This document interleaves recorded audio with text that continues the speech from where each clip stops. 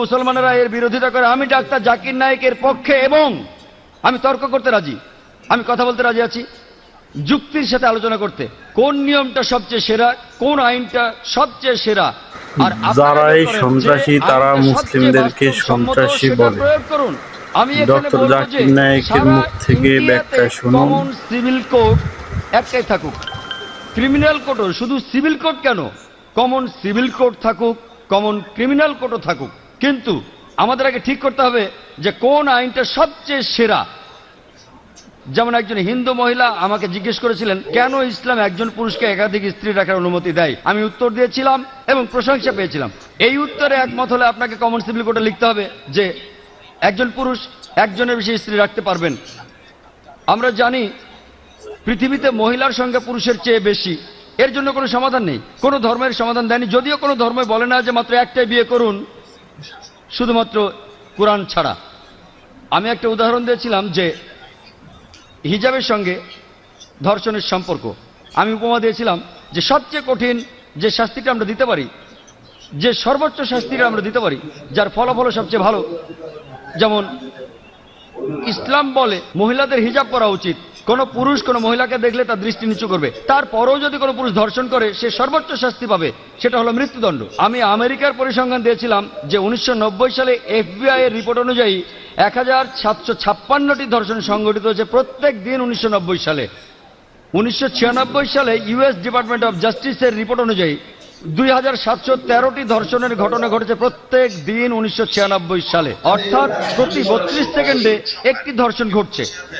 আমরা এখানে যে 2 ঘন্টা ধরে আছি, আমেরিকায় 200-এরও বেশি ধর্ষণের ঘটনা ঘটে গেছে এই সময়ের মধ্যে। আমি বলছি যদি আপনারা ইসলামী শরিয়া মেনে চলেন যে যখনই কোনো পুরুষ মহিলার দিকে তাকাবে সে তার দৃষ্টি নিচু করবে, প্রত্যেক মহিলা ইসলামী হিজাব পরবে, পুরো শরীর ঢাকা থাকবে, মুখ ও হাতের কবজি বাঁধে, তারপরও যদি কেউ ধর্ষণ করে সে সর্বোচ্চ শাস্তি পাবে। আমি একটা প্রশ্ন করছি, ধর্ষণের হার কি তাতে বাড়বে, একই রকম থাকবে নাকি কমে যাবে? এটা কমে যাবে, এটাই বাস্তব আইন। আর আপনারা দেখবেন একটা অনুষ্ঠান দেখিয়েছিল বিবিসিতে যেখানে বলা হচ্ছিল নাইজেরিয়া সম্পর্কে, তারা ইসলামী শরিয়া প্রয়োগ করেছিল, ধর্ষণের শাস্তি মৃত্যুদণ্ড, আর তখনই ধর্ষণের ঘটনা সেখানে কমে গিয়েছিল। পৃথিবীতে সবচেয়ে কম ধর্ষণের ঘটনা ঘটে সৌদি আরবে। আমি সৌদি আরবের পক্ষে বলছি না, তবে যেটা ভালো তার প্রশংসা করা উচিত। আমি অভিনন্দন জানাই LK আদভানিকে। আমার মনে পড়ছে কয়েক বছর আগে 1999 সালে অক্টোবর মাসে তিনি একটা বিবৃতি দিয়েছিলেন স্বরাষ্ট্রমন্ত্রী হিসেবে যে মৃত্যুদণ্ডই হবে একজন ধর্ষকের শাস্তি। তাকে অভিনন্দন জানাই, তিনি ইসলামের কাছাকাছি এসে গেছেন। হয়তো এর পরে স্বরাষ্ট্রমন্ত্রী বলবেন যে সব মহিলাদের হিজাব পরা উচিত। হ্যালো, আসসালামু আলাইকুম। আমার নাম ইয়াসির ফাহামি, আমি এসেছি ইরান থেকে। আমি যেটা জানতে চাই, আপনি নিশ্চয়ই সালমান রুশদির স্যাটানিক ভার্সেস পড়েছেন। একজন মুসলমান হিসাবে কেউ বইটা পছন্দ করবে না। আপনি কি মনে করেন যে ইমাম খোমেনি যা করেছিলেন তিনি কি ফতোয়াটা দিয়ে ঠিক করেছিলেন? এটাই আমার মূল প্রশ্ন। ইমাম খোমেনি যা করেছিলেন ফতোয়া জারি সালমান রুশদির বিরুদ্ধে, সেটা কি ঠিক ছিল? আপনি প্রশ্ন করেছেন সালমান রুশদি সম্পর্কে ইমাম খোমেনি যে ফতোয়া জারি করেছিলেন সেটা ঠিক ছিল কিনা। আমার প্রশ্ন হচ্ছে কেন ইমাম খোমেনি ফতোয়া জারি করলেন 1 বছর পরে? যে দেশ সবার আগে সালমান রুশদির স্যাটানিক ভার্সেস নিষিদ্ধ করেছিল সেটা ইন্ডিয়া। আর আমি এই কাজটার জন্য রাজীব গান্ধীকে অভিনন্দন জানাই। কেন ইমাম খোমেনি সালমান রুশদিকে হত্যা করার ফতোয়া দিলেন 1 বছর পরে? কারণ তাকে নিয়ে কোনো খবর হচ্ছিল না। সবই রাজনীতি, রাজনীতির খেলা। আপনি যদি ফতোয়া দিতে চান আপনি সেটা দেবেন। বইটি পৃথিবীর বিভিন্ন দেশে সমালোচিত হয়েছে, অনেক দেশ নিষিদ্ধ করেছে, আর তিনি ফতোয়া দিলেন তাকে হত্যা করতে হবে। ঠিক না ঠিক সেটা পরের কথা। এটাই হচ্ছে রাজনীতির খেলা, রাজনৈতিক সুবিধা, এইসবই রাজনীতির খেলা। কিন্তু রাজীব গান্ধী যা করেছিলেন হয়তো তিনি এটা জানতেন না। আমি আগেও এই স্যাটানিক ভার্সেস নিয়ে কথা বলেছি, যদিও বইটা ইন্ডিয়াতে নিষিদ্ধ। আমি বইটা পড়েছি। হয়তো জানেন সালমান রুশদি বলে যে সে মুসলমান ছিল, সে কাউকেই বাদ দেয়নি। তার বইতে সে রানী এলিজাবেথকে ছোট করেছে। আর সেই একই ব্রিটিশ সরকার এক আমেরিকান লেখকের বই নিষিদ্ধ করেছে অশ্লীল শব্দ ব্যবহারের জন্য, father, uncle, cousin, king, Margaret থ্যাচারকে উদ্দেশ্য করে। আর এই সালমান রুশদি শব্দটাকে আরো ভয়াবহ করলো ING যোগ করে। তারপরেও বইটা খুব জনপ্রিয়। তাহলে একজন আমেরিকান লেখক তার বইটা নিষিদ্ধ হলো 4টা অক্ষর থেচারকে বলার জন্য। আর এই লোক সালমান রুশদি সেটাকে ভয়াবহ করলো আইএনজি দিয়ে, সেই একই মার্গারেট থেচারকে উদ্দেশ্য করে, কিন্তু সে পেল পুরস্কার। কেন? কারণ সে ইসলামের নিন্দা করেছে, এতে তারা খুব খুশি। আর আপনি কি জানেন সে বাদ দেয়নি রাম সীতাকেও? এদেরকে শ্রদ্ধা করে বেশিরভাগ ইন্ডিয়ান, তাদেরকেও ছোট করেছে। আমি শব্দটা আর বলতে চাই না, সে তাদেরকেও ছোট করেছে, তাদেরকেও ছাড়েনি। আর অনেক লোকই সেটা সমর্থন করে। তাই রাজীব গান্ধী সম্ভবত জানতেন না, কিন্তু পরে তিনি বইটা পড়ে বুঝতে পেরেছেন যে কাউকেই সেখানে বাদ দেওয়া হয়নি। তাহলে কেউ যদি সব সময় নিন্দা করে, পবিত্র কোরআনের সূরা মায়দার 33 নম্বর আয়াতে উল্লেখ আছে যে যদি কোনো ব্যক্তি আল্লাহর বিরুদ্ধে যুদ্ধ করে, আর তার নবীর বিরুদ্ধে, অনেকগুলো পদ্ধতি আছে। একটা হচ্ছে তাকে মৃত্যুদণ্ড দিন, ক্রুশবিদ্ধ করুন, বিপরীত দিক থেকে হাত পা কেটে ফেলুন, অথবা দেশ থেকে বহিষ্কার করে দিন। আর এই আইন শুধু কোরআনে নয়, এটা বাইবেলেও আছে। যদি আপনি বুক অফ লেভিটিকাস পড়েন, সেখানে আছে যদি কেউ ধর্মের বিরুদ্ধাচরণ করে তাকে পাথর নিক্ষেপ করে হত্যা করো। এমনকি একজন পথিকও তাকে পাথর নিক্ষেপ করতে পারে যে ধর্মের বিরোধিতা করে। তাহলে এই আইন সব ধর্মগ্রন্থে আছে, শুধুমাত্র ইসলামে নয়, বেশিরভাগ ধর্মগ্রন্থেই এ কথা আছে। হতে পারে খ্রিস্টান ধর্ম, হতে পারে ইসলাম ধর্ম, হতে পারে ইহুদি ধর্ম। স্রষ্টার বিরোধিতা যদি নিশ্চিতভাবে ঈশ্বরের বিরোধিতা করা হয়, অন্য কোনো দেশে সীমা নাই। আমরা এখান থেকে ফতোয়া দিতে পারি না যে তাকে হত্যা করা হবে ইত্যাদি। যদি সেই দেশে ইসলামের আইন থাকে, কেউ স্রষ্টার বিরোধিতা করলে তার জন্য নির্দিষ্ট আইন এবং কিছু নিয়ম কানুন আছে। কিন্তু রাজনীতিবিদরা যা করেন, মুসলমান রাজনীতিবিদ হোক অথবা অমুসলমান রাজনীতিবিদ হোক, আমি দুঃখিত, আমি কোনো রাজনীতিবিদকে ছোট করতে চাচ্ছি না, সবাই না হলেও আমি বলবো বেশিরভাগ, আপনি দেখবেন তারা নিজেদের সুবিধার জন্য আপোষ করছে। আর ঠিক এই কারণেই বলা হয়ে থাকে যে ধর্ম আর রাজনীতি দুটো আলাদা জিনিস, কিন্তু তারা ধর্মকে ব্যবহার করে হাতিয়ার হিসেবে খ্যাতি অর্জনের জন্য। মানুষ এই কাজটাই করে। আমাদের বোঝা উচিত যে ফতোয়া দিয়েছিলেন খোমেনি, আমার মতে এটা রাজনৈতিক ফায়দা লোটারি কৌশল। কিন্তু বইটা নিষিদ্ধ করেছিলেন রাজীব গান্ধী, সেটা ঠিক ছিল। তিনি নিষিদ্ধ করেছিলেন প্রথম, আর এখন এই নিষেধাজ্ঞা তুলে নেওয়া হচ্ছে। আমি জানি না এই নিষেধাজ্ঞা আছে না তুলে নিয়েছে। এই নিষেধাজ্ঞা তুলে নেওয়ার জন্য দাবি এসেছিল। তবে কেউ যদি স্রষ্টার বিরোধিতা করে, ইসলাম বলে, খ্রিস্টান ধর্ম বলে, খ্রিস্টান ধর্মে তাকে পাথর মেরে হত্যা করতে হবে। ইসলাম ধর্মে 4টা পথ আছে, হত্যা থেকে বহিষ্কার পর্যন্ত। খ্রিস্টান ধর্মে একটাই পথ, শুধুমাত্র পাথর মেরে হত্যা করা। ইসলামে 4টা পথ আছে, বেছে নিতে পারেন। খ্রিস্টান ধর্মে শুধুই পাথর মেরে হত্যা করা। আশা করি আপনি উত্তরটা পেয়েছেন। গুড ইভিনিং স্যার, আমি টি অনুরাগী, একজন আইনের ছাত্রী। আমার ধারণা সন্ত্রাসবাদ বন্ধ করা যায়, নিদিম পক্ষে কমানো যায় যদি মানুষকে সহিষ্ণুতা শেখানো যায়। ইসলাম কি সহিষ্ণুতা সম্পর্কে কোনো উপদেশ দেয়? আর যদি দিয়ে থাকে, যাদের উপর ইসলাম ধর্মে এই দায়িত্বগুলো রয়েছে, মানে আমার মনে হয় ইসলাম ধর্মে, আমি আসলে শব্দগুলির সাথে পরিচিত না। হিন্দু ধর্মে যেমন গুরু আছেন, তেমনি ইসলাম ধর্মে যারা উপদেশ দেন অন্য মুসলমানদের, তো সেসব ক্ষেত্রে তারা কি সহনশীলতা সম্পর্কে কোনো শিক্ষা দেন? বোন, আপনি সুন্দর একটা প্রশ্ন করেছেন। ঠিকই বলেছেন যে সন্ত্রাস কমানো যায় সহনশীলতা চর্চার মাধ্যমে। ইসলাম সহনশীলতা শেখায় কিনা, ইসলামের ধর্মীয় নেতারা তারা সহনশীলতা শিক্ষা দেন কিনা? বোন, আমি আগেও বলেছি, বেশ দ্রুতই বলেছিলাম, আমি এটার উপরে খুব একটা গুরুত্ব দেইনি। অনেকগুলো শর্তের একটা, যে কোনো মানুষের জন্য জান্নাতে যেতে হলে, বেহেশতে যেতে হলে, স্বর্গে যেতে হলে, সেটা হলো সহনশীলতা। পবিত্র কোরআনে সূরা আল আসরের 1 থেকে 3 নম্বর আয়াতে বলা হয়েছে যে ওয়াল আসর ইন্নাল ইনসানা ফি খুসর ইল্লাল্লাযিনা আমানু ওয়া আমিলুস সলিহাতি ওয়া তাওয়াসাউ বিল হাক্কি ওয়া তাওয়াসাউ বিস সাবর। মহাকালের শপথ, মানুষ অবশ্যই ক্ষতিগ্রস্ত, কিন্তু উহারা নহে যাহারা ঈমান আনে ও সৎকর্ম করে এবং পরস্পরকে সত্যের উপদেশ দেয়, এটা বলে দাওয়াত। আর সহনশীলতা ও ধৈর্যের উপদেশ দেয়। সহনশীলতা হলো জান্নাতে যাওয়ার অন্যতম একটি শর্ত। যদি আপনি সহনশীল না হন, সূরা আসর অনুযায়ী আপনি বেহেশতে যেতে পারবেন না। শুধু সহনশীল হলেই চলবে না, অন্য মানুষকেও সহনশীলতার পথে আনতে হবে। তবে সহনশীলতা শব্দটার অনেক রকম অর্থ করা যায়, আর বিশেষজ্ঞরাও বলবেন সহনশীলতারও একটা সীমা আছে। সহনশীলতা বলতে কি বোঝেন? ভালো, কেউ যদি আপনার সাথে অন্যায় কিছু করে, আপনি প্রতিশোধ নিলেন না, খুব ভালো, কতদিন করবেন? তাই সহনশীলতারও একটা সীমা আছে। আর ইসলাম ধর্মে জালিম সেই লোক যার কাজ হলো জুলুম করা। অর্থাৎ আপনি বলতে পারেন যে ক্ষতি করে সবার, জালিম রয়েছে দুই প্রকার। এক প্রকার সে ক্ষতি করে অন্য মানুষের, আরেক প্রকার সে ক্ষতি করে নিজে। দুই প্রকার জালিম রয়েছে, দুইজনকে বলা হয় জালিম। একজন জুলুম করে অন্যের উপর, আরেকজন করে জুলুম নিজের উপর। আমাদের প্রিয় নবী সাল্লাল্লাহু আলাইহি সাল্লাম বলেছেন, এর উল্লেখ আছে সহিহ মুসলিম হাদিসে, যদি তোমার চোখের সামনে অন্যায় কিছু ঘটে, যদি তুমি পারো সেটা বন্ধ করো তোমার হাত দিয়ে।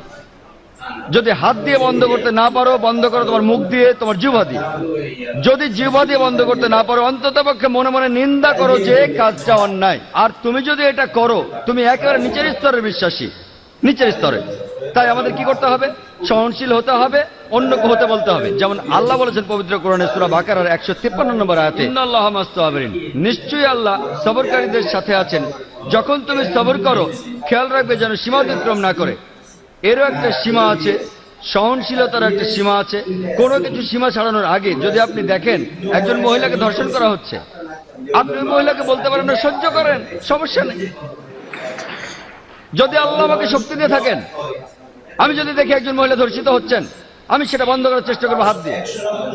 যদি না পারি তাহলে বলবো, আরে ভাই সাহেব ধর্ষণ করবেন না। মুম্বাইয়ের একটা খবর, একটা বাচ্চা মেয়ে, 13 বছরের একটা বাচ্চা মেয়ে, তাকে ধর্ষণ করেছে এক লোক। সেখানে 5 জন যাত্রী ছিল, তাদের মধ্যে একজন আপত্তি তুললো, সবাই বাধা দিয়েছিল। আরে 5 জন লোক একটা মাতালকে আটকে দিতে পারতো, 5 মাতাল, কিন্তু তারা কিছুই করেনি। মানবতার হয়েছেটা কি? মানুষ আজ কোথায় গিয়ে দাঁড়িয়েছে? 5 জন জোয়ান লোক সামলাতে পারে না একজন মাতালকে, যে মেয়েটাকে ধর্ষণ করছে। এটা কি সহনশীলতা? আমি বলবো কাপুরুষতা। সেজন্য আমি বলছি, যদি এই 5 জন লোক সন্ত্রাসী হতো, সন্ত্রাসী মানে যারা অসামাজিকদের মনে ভয় জাগায়, ওই মাতালটা এই কাজ করার সাহস পেত না। তাহলে বোন, আমরা উৎসাহ যোগাবো, চেষ্টা করব যাতে মানুষ আরো সহনশীল হয়, একই সাথে তারা যেন কাপুরুষ না হয়। খেয়াল রাখতে হবে অসামাজিক যা কিছু আছে সেগুলো যেন কমে যায়। আর সবাইকে একসাথে চেষ্টা করতে হবে, দেখতে হবে ওই লোকগুলো, ওই অসামাজিক লোকগুলো যেন অন্যায় থেকে বিরত থাকে। আশা করি উত্তর পেয়েছেন।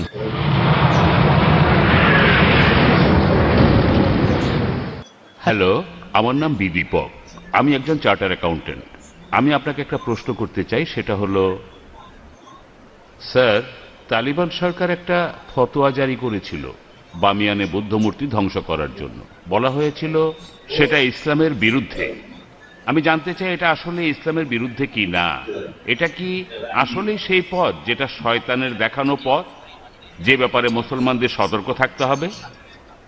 ভাই, আপনি যে প্রশ্নটা করেছেন একই প্রশ্ন আমাকে করা হয়েছিল আমি যখন সুরাটে বক্তৃতা দিচ্ছিলাম। ঘটনাটা ঘটার মাত্র কয়েকদিন পরের কথা। তখন এটা বেশ গরম খবর ছিল। তালেবানরা ধ্বংস করছিল সেই সময় বামিয়ানের বুদ্ধ মূর্তিগুলো। ভাই আমাকে প্রশ্ন করেছেন যে এটা কি ইসলামের বিরুদ্ধে ইত্যাদি। একই প্রশ্ন আমাকে একজন অমুসলিম জিজ্ঞাসা করেছিল সুরাটে, যে কাজটা ঠিক না ভুল। আর তখন কিছু পরস্পর বিরোধী খবর শোনা গিয়েছিল আসলে তারা মূর্তিগুলো ধ্বংস করেছে কিনা। আর তাই তখন আমি বলেছিলাম যে আমি জানি না ওগুলো ধ্বংস করা হয়েছে কিনা, কিন্তু আজকে আমরা জানি যে এটা সত্য ঘটনা, ধ্বংস করা হয়েছে। কাজটা ঠিক না ভুল, আমি যা বলতে পারি যে আমি বিভিন্ন ধর্মের একজন ছাত্র হিসেবে বলছি, ঠিক না ভুল সেটা পরে বলছি। আমি যেটা বলতে পারি যে অবশ্যই তালিবানরা যদি তারা বুদ্ধ মূর্তিগুলো ধ্বংস করে থাকে, তারা যেটা করেছে তারা আসলে বৌদ্ধদের উপকারী করেছে। আমি বিভিন্ন ধর্মের একজন ছাত্র, আমি বৌদ্ধ ধর্মগ্রন্থ পড়েছি, আমি পড়েছি ধম্মপাঠ, আমি ধর্মগ্রন্থগুলো পড়েছি। এই ধর্মগ্রন্থগুলোর মধ্যে কোথাও লেখা নেই যেখানে বুদ্ধ বলেছেন যে আমার মূর্তি পূজা করো। বুদ্ধ কখনোই বলেননি যে বৌদ্ধরা মূর্তি পূজা করবে। মূর্তি পূজা পরে চালু হয়েছে। আমি যেটা বলতে পারি বিভিন্ন ধর্মের একজন ছাত্র হিসেবে, ঠিক না ভুল সে ব্যাপারে পরে আসছি। তারা যেটা করেছিল আসলেই তারা বৌদ্ধদের উপকার করেছিল। আর বৌদ্ধ ধর্মগ্রন্থের মধ্যে কোথাও লেখা নেই তার মূর্তি বানাতে হবে। এবার প্রশ্নটাতে আসি। এই প্রশ্নটা আমাকে এক সাংবাদিক করেছিল ব্যাঙ্গালোরে, যে শুধু এই কারণে ইসলাম মনে করে মূর্তি পূজা করা একেবারে নিষিদ্ধ। অন্য ধর্মে আছে, খ্রিস্টান ধর্ম বলে। যদি আপনি পড়েন ওল্ড টেস্টামেন্ট, এটা বলা হচ্ছে বুক অফ ডিউটেরোনমিতে 5 নম্বর অধ্যায়ে 7 থেকে 9 অনুচ্ছেদে। এছাড়াও বুক অফ এক্সোডাসে 20 নম্বর অধ্যায়ে 3 থেকে 5 নম্বর অনুচ্ছেদে বলা হয়েছে আমাকে ছাড়া অন্য কারো উপাসনা করো না, আমার উপাসনা করতে কোনো প্রতিমা তৈরি করো না, আমার কোনো রূপক তৈরি করো না উপরের স্বর্গ, নিচের পৃথিবী অথবা পৃথিবীর নিচের সমুদ্র থেকে। তাদের সামনে নতজানু হয়েও না, তাদের সেবা করো না, কারণ আমি ঈশ্বর সৃষ্টিকর্তা খুব ঈর্ষাপরায়ণ। তাই খ্রিস্টান ধর্ম অনুসারে, ইহুদি ধর্ম মতে মূর্তি তৈরি করে তাকে ঈশ্বর বলা একেবারে নিষিদ্ধ, একইভাবে নিষিদ্ধ ইসলামেও। তো আমি যখন উত্তর বললাম তারা বৌদ্ধদের উপকার করলো, তখন প্রশ্ন করেছিল যে মূর্তি ভেঙে এই তালেবানরা তারা কি দুঃখ কষ্ট দেয়নি লক্ষ লক্ষ বৌদ্ধদের? আমি বলেছিলাম হ্যাঁ। তাহলে ইসলামকে অনুমতি দেয় লক্ষ লক্ষ বৌদ্ধদের দুঃখ কষ্ট দেওয়ার? আমি সেই সাংবাদিককে প্রশ্ন করেছিলাম কি করা যাবে যদি ইন্ডিয়ান সরকার ধরে ফেলে বেশ কিছু ড্রাগস, কোকেন, ব্রাউন সুগার, যার দাম 10 কোটি টাকা, প্রায় $1.5 মিলিয়ন দামের ড্রাগস ধরলো, তারা কি করবে ইন্ডিয়ান সরকার? সেই সাংবাদিক বললেন যে ইন্ডিয়ান সরকার সেটা পুড়িয়ে ফেলবে। আমি বললাম ভালো। তারপর বললাম আপনি কি জানেন এই পৃথিবীতে লক্ষ লক্ষ মানুষের কাছে ড্রাগস ঈশ্বর? তাহলে আপনি কি ইন্ডিয়ান সরকারের সাথে একমত হবেন না, তাদের বিপক্ষে যাবেন যে তারা ধ্বংস করেছে লক্ষ লক্ষ মাদক সেবীদের ঈশ্বরকে? কারণ ইন্ডিয়ান সরকার মনে করে যে ড্রাগস ক্ষতি করে শরীরের জন্য, তারা যা করছে ঠিক করছে, যদিও সেটা কষ্ট দিচ্ছে লক্ষ লক্ষ ড্রাগ এডিক্টেডদের, কিন্তু এটা ঠিক না জেনেই তারা পুড়িয়ে ফেলছে। আপনি সেখানে গিয়ে ইন্ডিয়ান সরকারকে বলতে পারেন না যে কেন ড্রাগস পড়াচ্ছেন, এডিক্টেডদের খারাপ লাগবে। তাই একইভাবে আফগানিস্তান, সেখানকার সরকার, এটা তাদের সম্পত্তি, ওই মূর্তিগুলো তাদের সম্পত্তি। যদি তারা এই কাজ করতো অন্য কোনো দেশে তাহলে আপত্তি জানাতে পারতেন। তারা তাদের দেশে এটা করেছে, এটা তাদের সম্পত্তি, তাদের পছন্দ হলে তারা রাখবে, ইচ্ছে হলে ধ্বংস করে ফেলবে। আমরা আপত্তি জানানোর কে? আমরা কে? আর এছাড়াও যদি আপনি দেখেন যে লোকজন নিজেদের মধ্যে বলাবলি করছে যে ইন্ডিয়ান সরকার খুবই সহনশীল। আপনি কি জানেন যে বোম্বেতে যখন আপনি ডোমেস্টিক এয়ারপোর্টে আসবেন, সান্টাক্রুজ এয়ারপোর্টে, যেখানে একটা বড় মূর্তি ছিল মহাবীরের হোটেল জালের ঠিক সামনেই মূর্তিটা ছিল নগ্ন। তারপর লোকজন আপত্তি জানালো, তখন মূর্তিটার সামনে একটা দেয়াল তুলে দেয়া হলো। তারপর কয়েক মাস পরে তারা সরিয়ে ফেললো মূর্তিটা।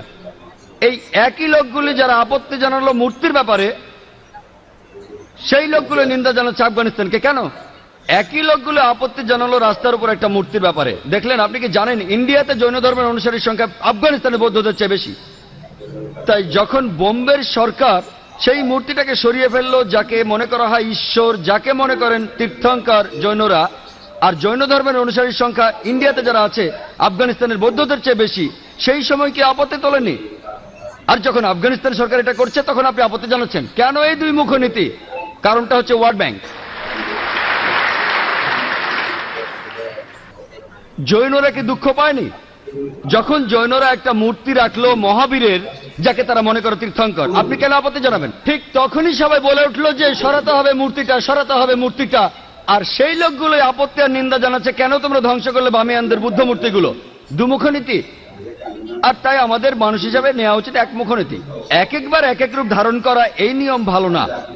আমি যেটা মনে করি এটা তাদের সম্পত্তি। ধরেন একজন অমুসলিম একটা বাড়ি কিনলো, সেই ঘরের মধ্যে খোদাই করা আছে কাবা শরীফ। ধরেন কাবা শরীফ, যদি সেই অমুসলিম কাবা শরীফ পছন্দ না করে সেটা ঢেকে ফেলে, কে আপত্তি জানাবে? যদি কেউ, আর বিশ্বাস করেন যদি কোনো মুসলমান যদি সে তৈরি করে কোন মূর্তি মোহাম্মদ সাল্লাল্লাহু আলাইহি সাল্লামের, আপনি যদি সেই মূর্তি ধ্বংস করেন, সারা বিশ্বের মুসলমান যদি আপনার বিপক্ষে থাকে, আমি ডাক্তার জাকির নায়েক আপনার পক্ষে থাকবো। কারণ মোহাম্মদ সাল্লাল্লাহু আলাইহি সাল্লামের মূর্তি তৈরি করা সম্পূর্ণ নিষেধ।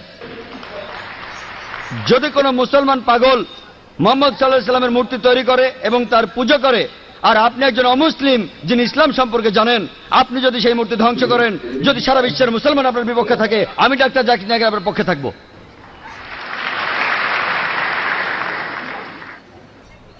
মিস্টার জাকির নায়েক, ইসলাম ধর্ম কি বলে অন্য ধর্ম বা ধর্মীয় দেবতাদের অপমান বা ছোট করার ব্যাপারে?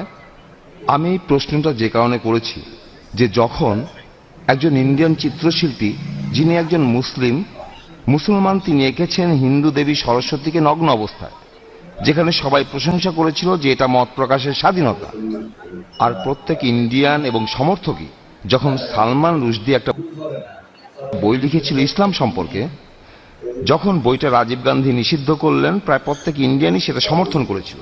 কিন্তু যখন হুসেন আঁকলেন একজন হিন্দু দেবীকে নগ্নভাবে, ইন্ডিয়ার রাজনৈতিক দলগুলো, বিশেষ করে কমিউনিস্ট দলগুলো, তারা বলেছিল যে এটা মত প্রকাশের স্বাধীনতা, তিনি যা খুশি আঁকতে পারেন।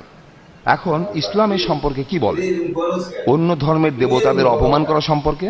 ভাই, আপনি যে মুসলমান শিল্পীর কথা বলেছেন তিনি FM হোসেন, নাম বলেননি, হয়তো জানেন না বা জেনেও বলতে চাননি। FM হোসেন বোম্বেতে থাকেন, আমিও শহর থেকে এসেছি। তিনি কিছু ছবি এঁকেছেন সরস্বতী দেবীর নগ্নভাবে, আর অনেক সাংবাদিকই তাকে সমর্থন করেছেন যে এটা মত প্রকাশের স্বাধীনতা। আপনি আমার মতামত জানতে চান? প্রথম কথা, কোনো মহিলা দেবী হোক বা না হোক, তার নগ্ন ছবি আঁকা ইসলামে সম্পূর্ণ হারাম, হোক সে মুসলিম বা অমুসলিম। এটা একবারে অনৈতিক, অমানবিক। কেন আপনি আপনার মেয়েকে বিক্রি করবেন? কেন আপনি পিছিয়ে যাবেন? দেখেন পশ্চিমা কালচারে কি হচ্ছে। তারা বিক্রি করছে আমাদের বোনদের, বিক্রি করছে মায়েদের। একটা বিখ্যাত অ্যাডের নাম শুনেছিলাম, বিএমডাব্লিউ গাড়ির। বিএমডাব্লিউ গাড়ির নাম শুনেছেন? এটা অনেকটা মার্সিডিজের মতো, ধনী লোকদের জন্য মার্সিডিজ খুব দামি একটা গাড়ি। সেই বিজ্ঞাপনে আমি দুঃখের সাথে বলছি, আমি শুনেছিলাম যে এক মহিলা বিকিনি পরে দাঁড়িয়ে আছে, গাড়ির সামনে উপরে লেখা আছে তাকে পরীক্ষামূলকভাবে চালানো শুরু করে এখনই। কাকে? গাড়ি না মেয়েটাকে?